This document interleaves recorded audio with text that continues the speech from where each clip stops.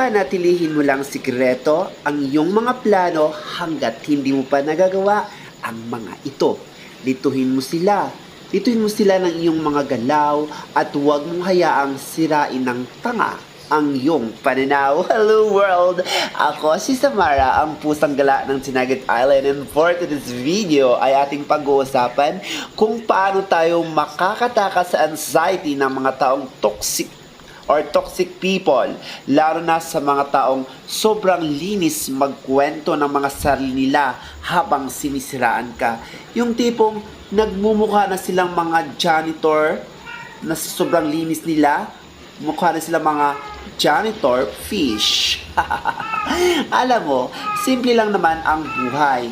Kapag ayaw nila sa'yo, hayaan mo. Kapag sinisiraan ka, hayaan mo lang. Kapag hinusgahan ka, hayaan mo. Doon ka sa taong gusto ka at tanggap ka.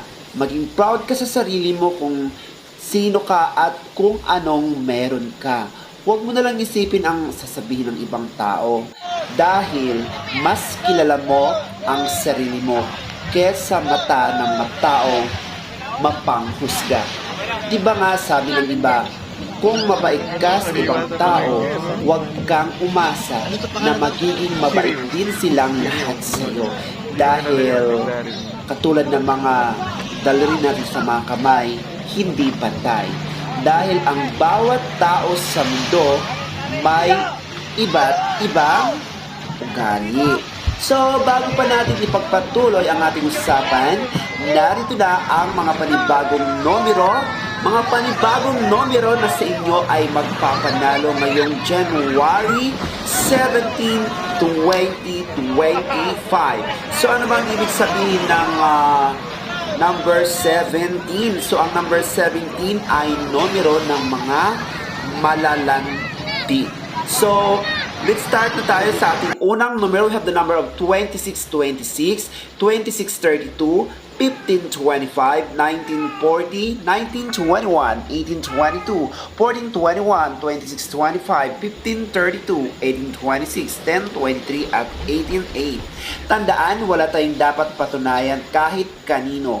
Piliin mong maging masaya. Masyadong limitado ang oras natin sa mundo. Dapat enjoyin natin. Kung ayaw nila sa'yo, problema nila yon. Huwag masyadong itali ang sarili sa mga pressure ng buhay, lalo na sa opinion ng iba. Ang importante, alam natin sa mga sarili natin na mabuti akong tao. And that is for now. Don't forget to like and to subscribe my channel para kayong updated. At kung bago pa lang sa channel ito, huwag kalimutang mag-subscribe.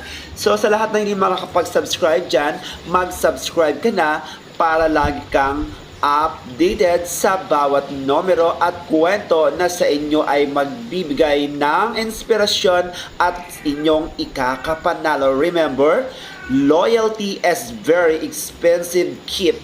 Don't expect it from cheap people. Ayan guys, so mga loki-loki lang yung mga yan, yung mga walang laman or mga wag natin pasin mga crab mentality. Subscribe!